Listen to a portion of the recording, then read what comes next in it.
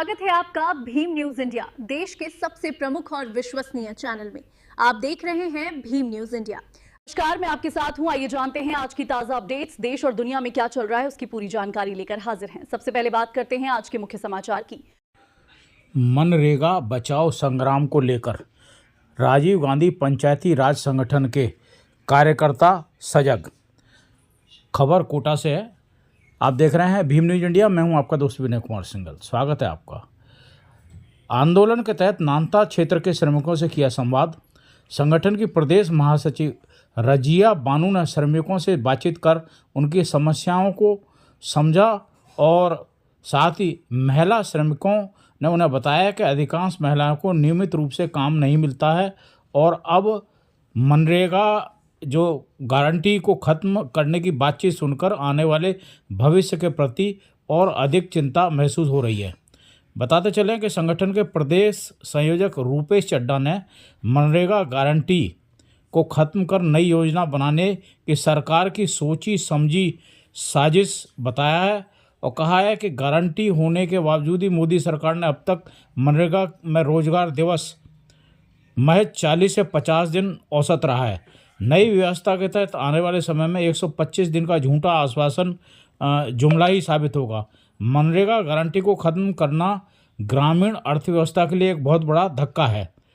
रेखा महावर ने भी सभी महिलाओं से अपने हक में आवाज़ उठाने के लिए कहा।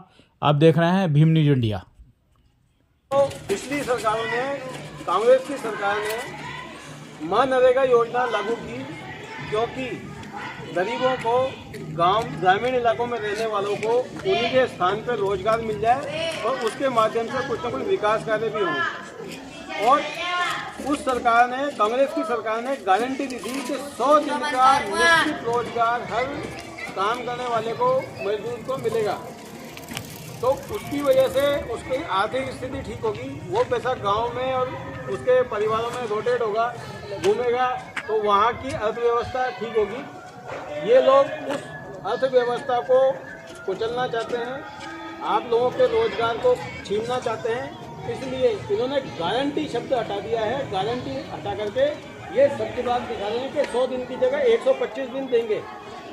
तो 125 दिन की योजना अगर इनकी हम गौर करें तो पिछले सालों का जो इनका औसत है, इन्होंने 40-41 दिन का रोजगार दिया है, केवल ये दिया है। तो जब पिछले जो इनका रिकॉर्ड है, जो इनका इतिहास है, 40-41 दिन का ये आपको रोजगार दे रहे हैं और अब सबकी बात दिखा रहे हैं कि ये 100 दिन का या 125 दिन का ये देंगे, तो क्या इन पे विश्वास किया जा सकता है? नहीं किया जा सकता। तो इनको आईना दिखाने के लिए आवाज़ उठानी जरूरी है।